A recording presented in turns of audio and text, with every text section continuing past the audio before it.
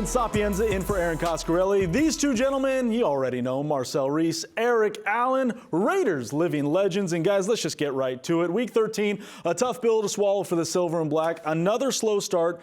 Looks like it's becoming more than just a trend, but a theme in terms of how this team is moving forward in games. They had a frenetic finish, but it just wasn't enough in the 17-15 loss. I just want to get some rapid reaction from you gentlemen, what we saw today. And after all that, coaches still put guys in position to win football games. So again, after all that bad play, we had an opportunity on defense to kind of seal the victory, and then offensively had a chance there at the end. So again, this team is relentless. They continue to fight. Yes, there have been some mistakes, but this is a football team that I know will continue to come to the ballpark and let it all hang out. EA is absolutely right. We still had opportunities to play and win this game in each phase of the game, offensively and defensively. We had our opportunities to win the game. We have to start putting it together because we're getting down to the end right now, Vince, where we have to put it together in order to make our playoff push. There's a lot of ways we can go with this game, but we need to show you what's on tap from Raiders game day. And obviously, we're going to look at the first and second half highlights. We're going to hear from the players and coaches, and we are, of course, going to talk the AFC playoff picture because that is, as you mentioned, where we are. We are in December. This is where we're at. This is what we're talking about. But let's first start with the opening. This first half, Steve Hill, one of the key cogs in bringing the Raiders to Vegas, lighting that torch. I just love seeing it every single time. It doesn't get old. But we were talking about the slow starts, the Washington football team getting big chunks on this opening drive. Well, we knew that this team was a tough, scrappy team. They're very well coached, and they're tough again. So we were going to have to stop the run. Early on in the game, they got a few big ones off on us. How many times Heineke extended the play, hitting the tight end over the middle, and again, him extending the play, running off the play action. They had a great design on his first drive. Coaches aren't going to like that Logan Thomas wide open right there, but a one-handed grab, can't be mad about that. But the defense would settle in, and they would do it quickly after that opening possession. Yep, absolutely. Love to see that. Jonathan Abram had a really big game today. Sure I was did. very impressed by the way that he played. I really felt like he's maturing as a football player. And Denzel Perryman, as you see right here, has been a tackling machine for us all year long. Just been balling. Great job taking over the middle of the football field. Same story, different game, relentless pursuit and effort from that Mad Max. Mad Max doing his thing right there, forcing a punt by the Washington football team. Again, settling in, and then here comes the offense. Hunter Renfrow, it's week 13, but it was week 13 for a different reason. Hunter Renfrow had himself a day. Another day. Really took all those targets away that maybe Darren Waller would have had, but Hunter Renfrow continues to play, show his dynamic game-making ability. Our playmakers today, when it comes to Hunter Renfrow, Josh Jacobs, those guys kept us in the game early in the game by making those big catches. Well, they were short catches, but then making big plays out of them with the yards after the catch. Hate obviously, to see our guy go down. This is obviously tough. Good to see the thumbs up, but again, we're not going to speculate on what is to come, but you hate to see that no matter who it is, but again, a key cog in that offense. Here's the defense. Look at Max. Oh, man, getting after it again. I just love the relentless effort. That D-line is really the catalyst for this defensive football team. They're going to continue to bring that great tenacity. Career first, Malcolm Kuntz getting that sack, and that's what you want to see. If you're Raider Nation, you want to see the young guys stepping up. You love seeing Max, you love seeing Yannick, but getting a guy like him going also helps. When you see your two veterans, the two stars, when Max and Yannick show up, that's when the young guys get inspired. It's contagious. In 8-9, we got to get him more involved in the game. Love seeing the ball touch his hands. All right, here's the offense pushing the ball down the field in the 2-minute drill. And, it was kind of herky-jerky with a few penalties and some Derek Carr runs. But, again, this is what you like to see when the pressure's on, the guys moving down the field, putting some points on the board. And when he's had this part, when he adds this part to his game, this offense is unstoppable. And on that drive there, they were dictating tempo. They were aggressive. They were attacking. This is the way our team needs to be from snap one. We're going to talk about Daniel Carlson later in the show, but man, talk about money in the bank every single time. When you look at that first half, obviously, again, we keep mentioning it, but it was a slow start. Still a 4-point game going into half. The defense, really settled in. Long week between games, found their form. What'd you like?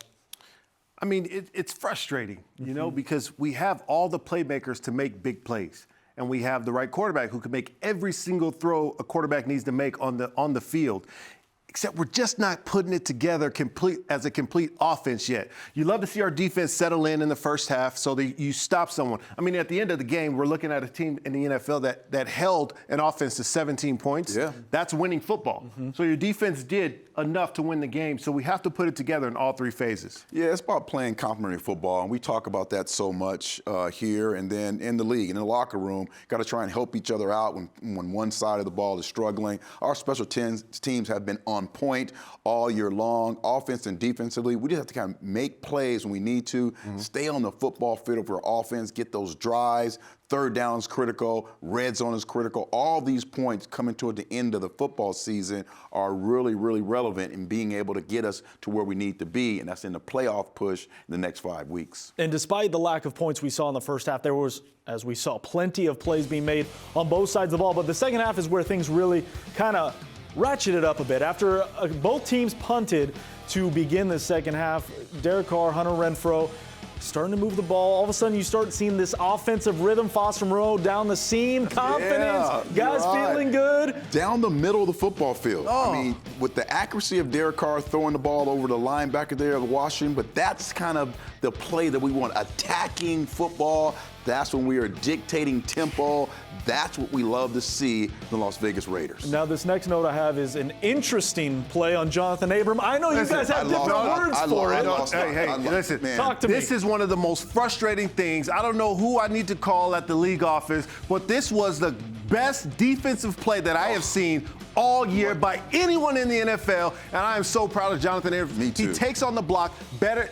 I mean, it's textbook. That's how you take on a 300-pound lineman trying to pull at you full speed and still make the play on the running back. I wouldn't want it done any other way. Congratulations to that guy. He had an outstanding job in the middle of the football field. And here you see they're kind of designing some plays, take advantage of the young guy here, and that's what we have to continue to play better in zone, down the red zone. Make sure if I'm a zone corner, I play outside in. And that wasn't the only instance where we saw defense struggling just to figure out what they can and can't do. I don't know, Vince, but look at this ball by Derek Carr.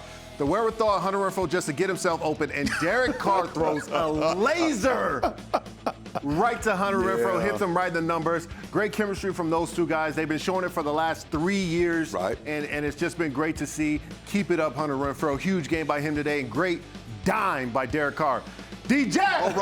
All right. But it's fourth quarter. We got to get my man number one involved in the game a little bit more. Yeah, get some design plays for him. And he can do other things and run just deep routes. Here you see he runs a kind of comeback and goes to the outside part of the football field. But we need to see that attacking style. Marcel, I know you really enjoyed this run. Oh, absolutely. Listen, Josh Jacobs, when he gets close to the end zone, you are not going to stop him. I don't care how good you think your defense is. He's smart.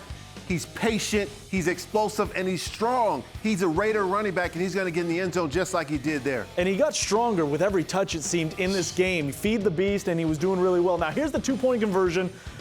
I think Derek Carr wants that ball back. Yes. Again, he's a very just a accurate misfire. Is that what that is? It's just, I think he got excited when he saw the play open up. Talk about getting excited. Casey Hayward getting excited for that ball coming to his hands, but that's why you have teammates. He's outside the screen still mad at that. Still mad at that dropped interception. So the defense makes a play. Not only do they settle in, now they're making plays, giving the offense the ball back. Here we go, Hunter Renfrow going over 100 yards today. See where they're attacking. They're attacking the middle of the football field, This is when they start to have fun. This is an attacking type of offense here. All right, so there's Daniel Carlson, 37-yarder, their first lead of the game, and now you're just looking for the defense to make one more play, and they're in position, keeping everybody in front, not allowing the big plays, but here's where the frustration kicks back in. Yeah, everybody's manned up here, and you have to find a way to stay sticky if you're Hobbs in that situation. You're knowing that he's going to kind of option off of you. All right, so here is Brian Johnson. He was just signed this week and kicks a big kick for the Washington football team. But there's still time. 37 seconds left. Still time for Derek Carr to do his thing, go down the field. Obviously, Rich Bisaccia trying to get everybody going. They run out of time. The Hail Mary comes out. What did you think of this final possession? Listen, we had a chance to win the game down the stretch. I thought the first down call was a phenomenal call. Derek Carr threw a great ball, and We just didn't make the play. I thought we should have went for that same play 2 more times. Yeah, for sure. And you have to give a chance for number one, who's done it as good as anyone who's done it in this league. And again, after all of that, after the numbers, after losing the time possession, after losing the rushing, and not having the first downs that we needed, we had opportunities to win the ball game on defense and offense. Yep. That shows you the resilience of this football team. That shows you this team is never going to quit. The coaches have put the players in position to win the football games. You got to make sure you get it done. This is a game of results, right? Wins and losses. You're in December playing meaningful football games. It's time to start making those plays if you're a player. Now, EA, in the pregame, before the game started, I told you what was going to be the stat that I mentioned to you in the postgame. Time possession. Time possession. Yeah. 36 to, was it 34 to 26? 33 We and lose change the to time 26. possession. Yeah. When you play a team like this, that is well coached, that's a tough football team that likes to run the ball, you have to win the time possession. I don't know the exact number, but I think we had 4 possessions in the first half. It's not enough. Not enough to get a rhythm for Derek Carr, not enough to get a rhythm for Josh Jacobs and that offensive line, not enough plays to get attempts for number 1, Deshaun Jackson, or 89, or Hunter Renfrow, or anyone to get involved in this offense. We have to control the time possession for our football team to win games down the stretch. And I feel like we sound like a broken record because that turns out to be the difference. Time of possession, if you look at the first half, the Raiders only had the ball 11 minutes and change. So that overall number was actually better in the second half than that first half. Obviously, that is something that continues to need to be fixed. Coming up here on Raiders Game Day, plenty to talk about. We're going to hear from Raiders interim head coach Reece. Stay with us.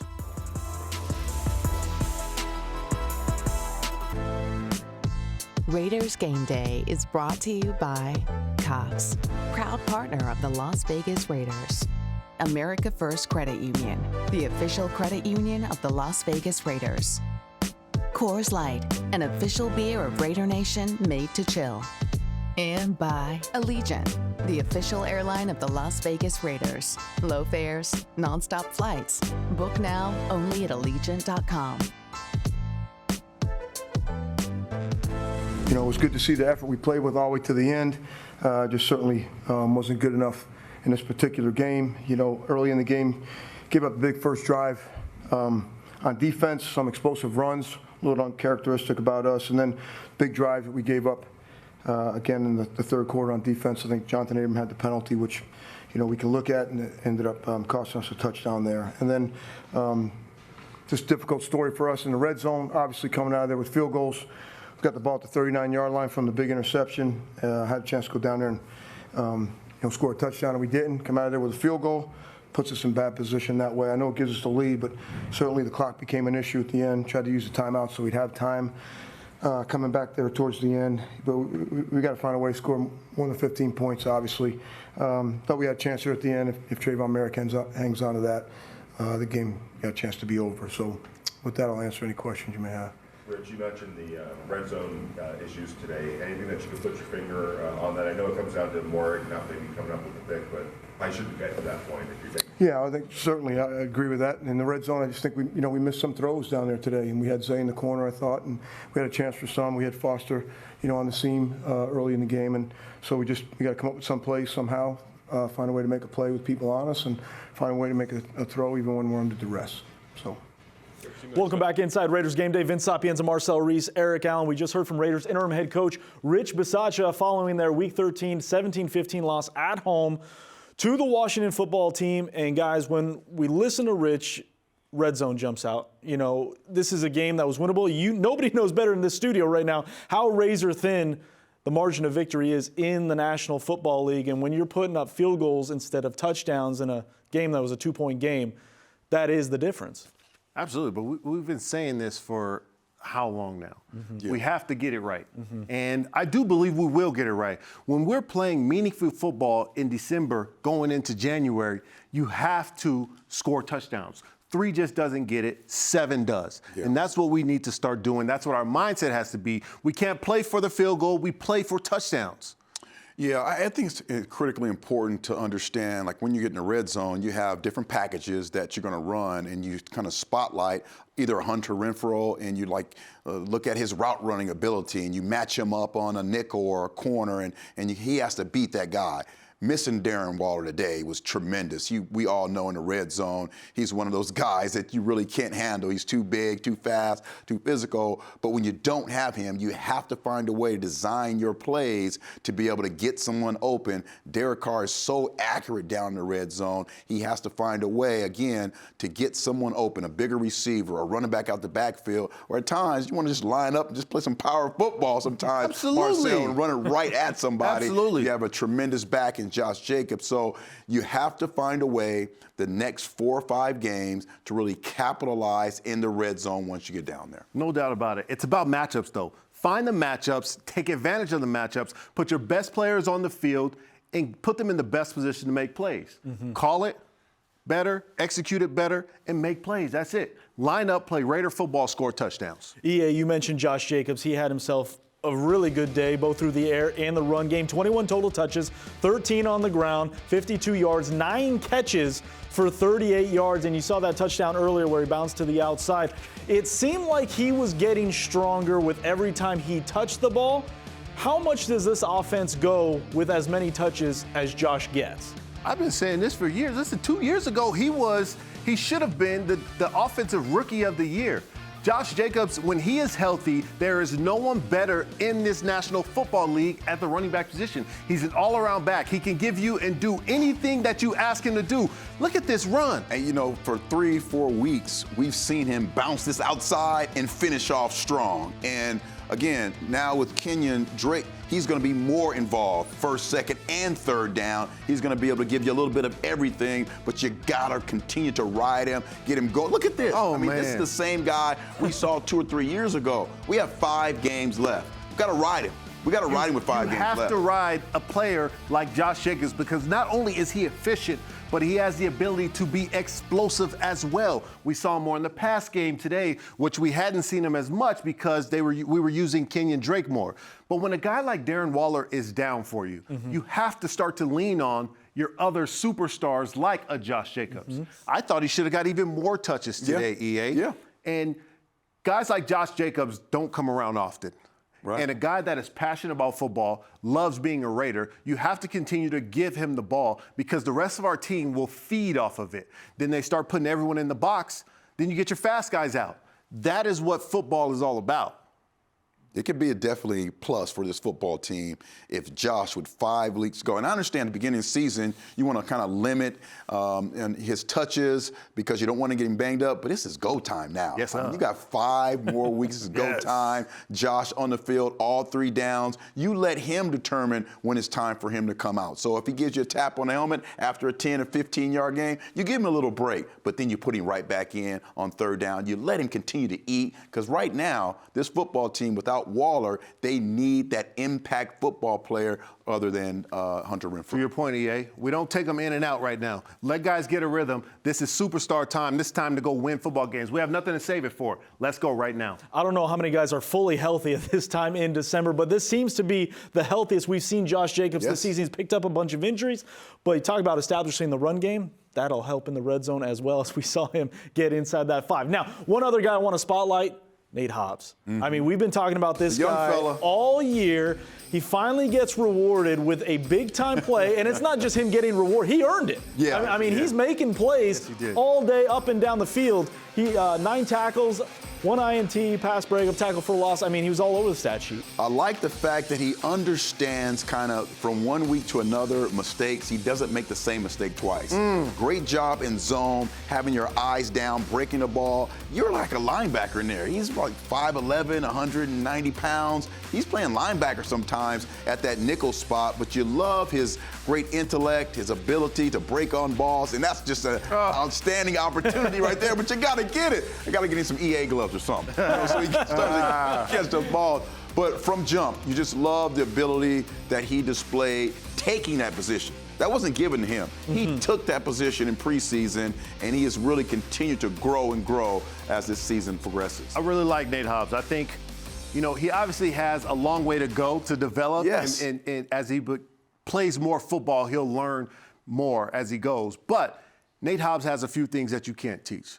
Toughness, and he loves this. He loves it. You can tell that he wants to be better. I like today that he was around the football. There's no substitution for a corner who's willing to go make the tackles on a big running back behind the line of scrimmage. Yeah. He's not waiting for someone else to make the tackle and then he jumps on the pile. I love that he's around the ball, but I want to see him capitalize on those other opportunities, the missed opportunities. Yeah. He's going to be a good player for us for a long time. The trajectory he's on is a good one, especially with guys like Casey Hayward, Trayvon Mullen, things like that. So we're going to continue to spotlight the defenses. Eric Allen, Marcel, Reece are going to break down some of the defensive positives from this Week 13 game. Stay with us.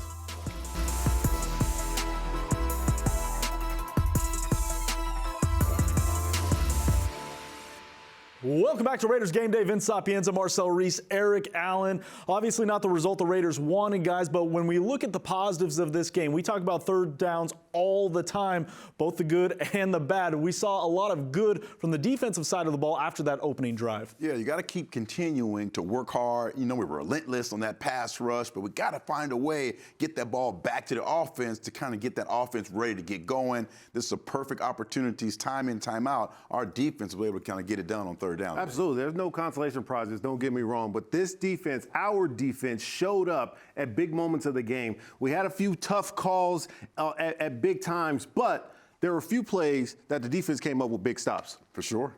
And when you look at those third downs, EA, Marcel, I mean, what are you looking at? You talk about that pursuit, the energy. Are those really just what it comes down to, the difference in making those plays? I think it comes down to that, but also even more so, I think it comes down to football intelligence. Yes. Knowing what the situation in the game is, knowing what the situation on that particular third down, because each third down is different. What's the down in distance? What is this team going to do? What are they looking to do? Right. And are we presenting pressure? Yeah, and we're always presenting pressure. Great job up front and get down. But that second level collapsing on the ball, getting after it. See Perryman right here, one of the leaders in the National Football League in tackles, getting it done. Because, yeah, that's 3rd and 9. Guess what? Put your heels on the sticks. As soon as they catch it, rally up, make the tackle. That's Great right. job by 52 Denzel Perryman, who's been a tackling machine. 3rd and 8 right here. I like the fact here we got a little man-to-man, little lurk defense. Everyone's responsible for someone. And then you have, again, Max Crosby with that relentless effort chasing Heineke down. Exactly. You didn't see the pressure on that play, EA, but what you did see is everyone have gap integrity, so Heineke couldn't push up to the field, so then he has to work himself parallel and outside. So we got a 3rd and 15. We have a 3-man rush. So now we have eyes on the quarterback. You see, my man Max continuing to get after it. Remember, 3rd and 15, so it puts a lot of pressure on the back end to stay down and collapse on the ball. Here we get a bad ball by Heineke, not able to make him pay, but we're off the field again.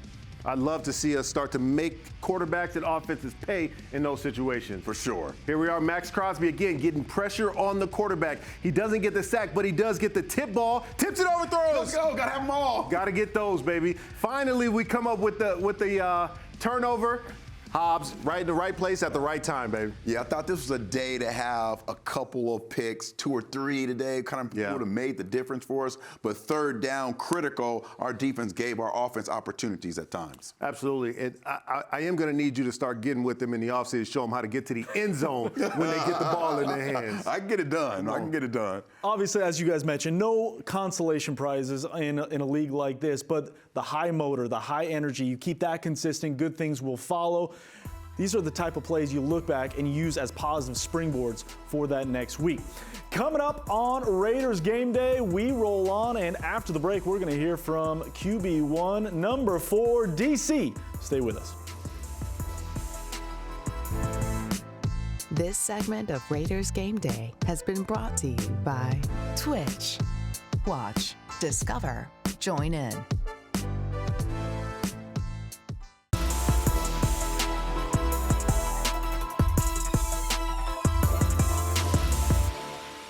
It's very frustrating. Field goals, they're not going to win you games. You know, you got to get touchdowns, especially the teams that we have coming up playing. We're going to need touchdowns in order to win those games. So, very frustrating, especially with how close some of those plays were. Derek, what did they do to take away the balls downfield? Last week, you guys were able to push the ball downfield, especially in the first half. It seemed like everything was short. Was it something they were doing? Did you guys not have opportunities? What did you see there? Yep, there was one. And there was one, as I stepped up, Deshaun was running a deep cross, and just couldn't see the nickel linebacker, and I'm not going to throw a ball blind. Go back to the sideline, like, gosh dang, there was one. But besides that, they were trying to stay on top as best they could. You know what I mean? There was times where I was just trying to throw a go ball or just trying to, and there's two guys behind our guy, and so it's definitely emphasis for them, to stay on top. It's one thing to emphasize, it's one thing to do it. They did a good job for the most part. Derek, for as well as the offense was playing when Greg started calling the plays, and then all of a sudden, for the last 5 losses, are you, as the quarterback leader of the team, are you content with how the play calling is going, or do you feel at this point that there needs to be a change? To answer your real question, I love Ole, and he's doing a great job. Welcome back inside Raiders Game Day. Vince Sapienza, Marcel, Reece, Eric Allen, Derek Carr, not mincing words right there regarding Greg Olsen. Useless stat of the day, maybe it means something. 0 for 6 when Derek Carr does not throw for 300 yards. Raiders are 6-0 when he does. I know that's not the end-all be-all, Marcel. I know you're shaking your head. But when you listen to that last question, and he was very direct, is the play calling conservative? Does something need to change? What is your reaction? Well, I think when you have a missing piece like Darren Waller, that affects everything that you're trying to do game plan wise, because he's just a terrific football player. He can be the complement and kind of be the initiator of everything that happens. So you target him, then the safety has to come down. They're not able to put 2 on top. Now you can kind of hit him deep. You can run the football to him with that safety out of the box. So when you don't have a guy like Darren Waller, it can really disrupt things. But Derek Carr is on the money. I think him and Ollie have a great relationship. And again, not a very good game on offense and defense at times in the game, but we still had opportunities to win the game after all that stuff. So again, the coaches did a good job, I think, for the most part, of kind of figuring out what you want to do, putting our team in position to win. We just got to execute. That's what it comes down to. We got to execute. We just have to execute. Football is the ultimate team sport. The ultimate team sport. So there's so many variables that go into winning football games or not winning football games. A lot of things have to be better. We all have to be better. And all that being said, to EA's point, we still had 3 opportunities to win the football game at different phases of the game, offensively twice and defensively once. That's right. We just got to finish and make plays down the stretch. And coaches are obviously always trying to be as proactive as possible, but in the game of football, it's as reactionary as it gets. And as we saw in this game, the Raiders did get better. They settled in on both sides of the ball, but again, a few plays here, a few plays there. One of the other bright spots, Week 13, number 13, Hunter Renfrow. Right. I don't think we can call him third and Renfrow anymore after a game like this. 9 catches, about 102 yards on 10 targets. Yeah, obviously he was the number 1 target today as far as receivers are concerned. He continued to show why everyone in the league kind of understands why this young man has really carved out a spot with definitely the Raider fans, but he's productive, he's a fighter, he's really positive in everything he does. He understands where to get the ball, the sticks. He's a very smart player. Love the way that Hunter Renfrow continues to excel in this game. Smart, tough, explosive, does everything right. Always in the right place, always at the right time. And Hunter Renfrow, you just can tell that he loves the game of, that catch and that throw. You love that throw and catch. You love it. As an offensive player, listen, the play breaks down, but you do not quit. You have your quarterback and you have your receiver at the right spot at the right time on the same page. And again, we haven't even mentioned that this is the 2nd week in a row that Hunter Renfrow has 100 yards plus and 9+ receptions. Hunter Renfrow is a star in this league. He is. He really is. And just love his deceptive abilities, not reaching for the ball so the linebacker has his eyes and kind of works through the pocket. He doesn't give him a chance to do that, right? So smart, so good, Hunter Renfrow. He's got wiggle. He's got bend. Yeah. I like that. We need to get an ISO on that right there. The Raiders Game Day rolls on. We have plenty more to unpack. Stay with us.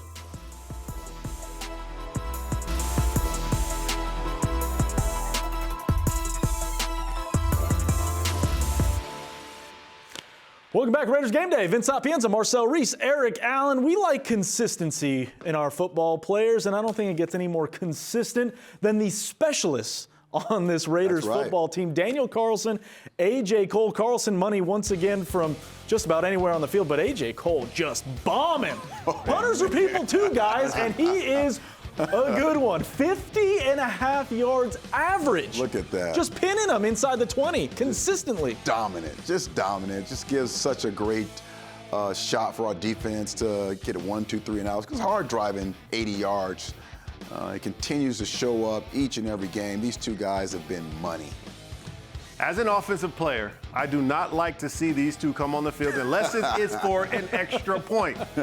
But when they do hit the field, they are weapons for us. Yes. Because when we are backed up or we need to flip the field, A.J. Cole has been consistently doing that, to your point, like you mentioned earlier, Vince. And again, Carlson has been knocked down. I mean, he will hit it from anywhere. Anywhere. It's an absolute weapon for us because you understand that when I cross the 50, we have a chance to get 3. I mean, we had Sebastian Janikowski back in the day, and we do the same thing. So all we have to do is get to the 50 if we need 3, and we're going to be okay. Again, as an offensive player, you don't like to see them hit the field unless it's for an extra point. But they are absolute weapons for us, and we do appreciate them. Congratulations to the season that they're having. Yeah, they are. And I don't see that. Didn't Cole have a tackle and cause a fumble or something? Yes, he did. I mean, he's I heard he's been walking around the locker room feeling really good. That's right. He's an all-around player. I'd be remiss if we didn't mention Trent Sieg. Obviously didn't play today on the COVID list, but you talk about consistency. Absolutely. It's all a teamwork in terms of those 3, especially on those extra points, field goals. Again, it goes unsaid, but when you have 3 specialists talking about your punter, kicker, and long snapper that have been consistent on your team and they're staples on your team, that's a weapon to you. Yeah. It's a weapon to you when you use it the right way. Again, I can't say it enough. As an offensive player, I don't like to see them hit the field unless it's for an extra point, but they're weapons. But when they're as consistent as they are, it doesn't hurt as bad knowing that they'll get the job done. We do appreciate them. Raiders game day rolls on, and we're going to talk about some entertainment the only way Las Vegas can do it at Allegiant Stadium. Stay with us. This segment of Raiders Game Day has been brought to you by America First Credit Union, the official credit union of the Las Vegas Raiders.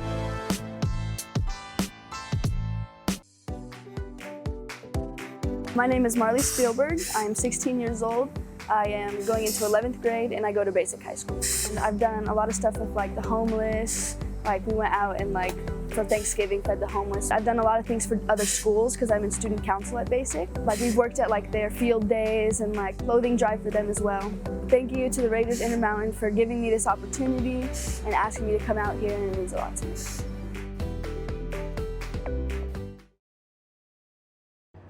You could tell with the mood of the Raiders after this one that this stung a little bit in this 17-15 loss to Washington. It definitely dealt their playoff chances a blow, but their best chance now to get to the postseason is to win the AFC West. And if they're going to win the division, they're going to have to win in Kansas City. That means it is back to work, and they're going to push their chips to the middle of the table to try and take out the Chiefs and get right back in this thing. Welcome back in studio. Raiders game day. The Raiders falling in week 13, 17-15 to the Washington football team. So, guys, the one question everybody wants to know, what's next? What does this mean for the playoff picture and the silver and black? And the good news is everything's still in front of them. Absolutely. You go back to work. We are playing meaningful football in December right now. So you go back to work, and we have all of our divisional opponents coming up. Yeah. Everything, we still control our destiny. Which, as we look at that, that is absolutely crucial in terms of the movers and shakers of the AFC. Yeah, for sure. I think, again, you really have to focus on yourself coming up because you have an extra game, right? But all of these teams are AFC opponents from here on out. We got to beat them. We got to show exactly what we're about. It's about the coaching, about the execution, about finding those opportunities and not missing those opportunities. And the great thing is that the entire Raider Nation has to understand this, that when it comes down to AFC opponents, right now, AFC opponents almost count for 2. Yes. Because when you're going down and you're looking at how close the AFC is, everyone's separated by 2 games or less on this list. So as you're beating AFC opponents, it goes up. Because if there's a tiebreaker, you win that tiebreaker against the other team. So we have to win all these games coming up because it's going to be huge for us. Obviously not the results you want on a Sunday like this, but how much of that is the message moving forward this week saying, guys, look, what's done is done. Everything is still in front of us. There's plenty to play for. As you mentioned, we're in the heart of December playing meaningful football, and all your goals are right on the table. That's right. That is the message. Because listen, nothing else. How much motivation do you need, EA, if you're the Las Vegas Raiders and you're going in to play Kansas City in Kansas City? Oh, man. You want to shut that crowd up. That's for sure. You want to put that silver helmet on and impose your will on them, because that is the time right now. It is. Take everyone else's dreams away and you go dancing in the playoffs. Exactly. And it's all right in front of you. And you got to understand that. You have the quality players to be able to get it done. You have the system intact. You understand you have a quarterback who's an outstanding leader. Defensively, you have guys who continue to get after it. You're going to have chances. You just got to make sure you take advantage of those chances when you get them. Anything can happen on any given Sunday when you make it to the dance, which is the playoffs. And anything can happen when you're in Las Vegas, inside Allegiant Stadium, because you talk about a scene. Come on, that was awesome right there. Vanessa Hudgens performing the national anthem. Phenomenal. You guys were blown away. Oh, man, you know what? I have a granddaughter, and so the whole Disney thing goes in and out. And once she left Disney, but I saw her, and I was so excited. And she did such a great job. I gave her the fist pump and everything. Did you? You got the fist pump? I got the fist pump, yes. No way. Oh, man, it was awesome. Look at you. It was awesome. This guy knows somebody. She did a great job. She has her silver and black on. Listen, it is the Super Bowl every week in Las Vegas, people. And it wasn't just, Rev Run. In the house. In the house. Still wearing the Adidas, still wearing the fedora. Let's go. Oh, man. You got the Raiderettes side by side. I mean, this is one of those fascinating things. You go to stadiums and arenas during halftimes, intermissions, breaks. They all go to the concessions. Not a single member of Raider Nation left at halftime. They were all there for the concert because that is what Las Vegas is. Yeah, when it comes down to the end of this season and you look at what Mark Davis and the Las Vegas Raiders production team have done, it can't be duplicated. It really anywhere else in the really world. This is the entertainment capital of the world, and it's being shown week in and week out on Sunday afternoon here at Allegiant Stadium. For sure. We have 2 more home games left and some playoff games. Yeah, we're not done. Hopefully. And I know the phone is just ringing up the hook. Can I get there to perform at halftime? Can I get there to perform at halftime? I can't wait to look back at the list of all the people that performed this past season. It is fantastic. Raiders Game Day rolls on. Stay with us.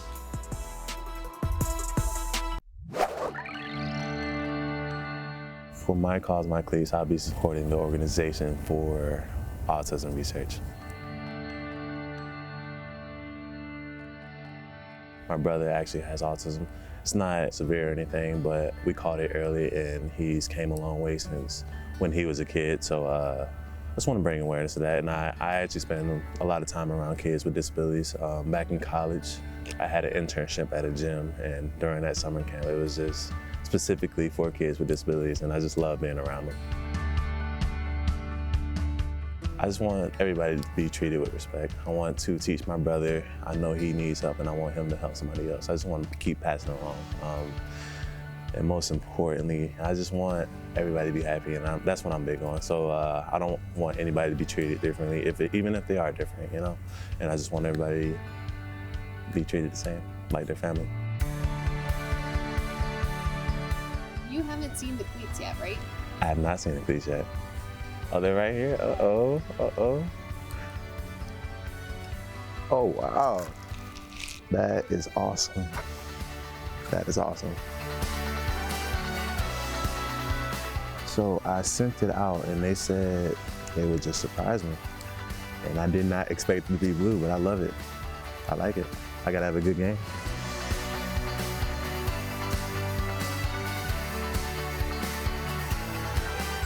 So I like the puzzle pieces because it reminds me of kids, you know, growing up. And then I like how it has autism in big ways, so they know when I'm supporting.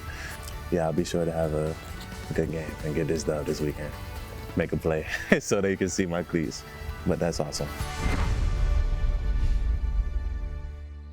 During Week 13, NFL players wearing customized cleats in honor of the causes they have chosen to support through My Cause, My Cleats. All players have the option to donate their cleats to NFL Auction, where all proceeds from sales go to the player's cause. And guys, when This time of year comes around, it's just so fun to see the personality, see the passions of these players besides what we see on the football field. And for a guy like Devon, you heard him right there say, I got to play well so that they see my cleats. He did play well today. Yeah. And again, just a great initiative by the National Football League to give some personality to these players and show they're more than just helmets and pads. Yeah, you love to see that, about them and how they care about their communities. And it really helps them really take that next step when they're finished playing and they're already in the community. So it's not a big hurdle they have to.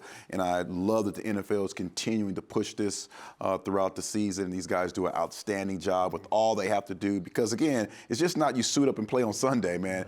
The effort and the dedication that it takes to try and be your best throughout the week takes a lot. So I'm happy to see these guys continue to support their community. 0.88. Each player, and I want everyone to understand that each player isn't mandated. Like, you don't have to support a cause. Yeah. So it was phenomenal to see so many Las Vegas Raiders players. I think everyone participated in this. And when we came here, there was a promise that was made that Las Vegas was getting more than a football team. And it's a promise that we plan on keeping.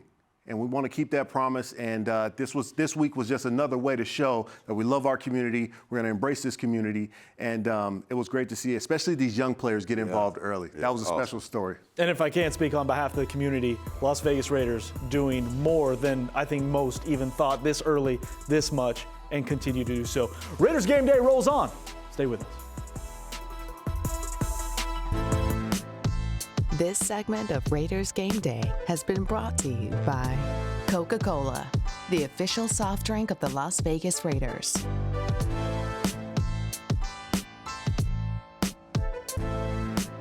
Raiders Game Day has been brought to you by Twitch. Watch, discover, join in. Modelo, a taste that's pure gold. Brewed for those with a fighting spirit. Credit One Bank, the official credit card of the Las Vegas Raiders. And by Allegiant, the official airline of the Las Vegas Raiders. Low fares, nonstop flights. Book now only at Allegiant.com. Welcome back, Raiders Game Day. Vince Sapienza, Marcel, Reece, Eric Allen. The Raiders fall in Week 13, 17-15. And guys, we're not going to minimize the game today. It was a tough one to swallow, but the silver lining for the silver and black is everything. And it's a broken record, but this is the good news. This is what the focus needs to be for this team starting now. not tomorrow, not in 2 days, right now. Everything's still in front of them. Yep, it is. And again, you got to look at the four teams and what characteristics of those four teams have given us trouble. Running games, quarterback that extend plays, those type of teams.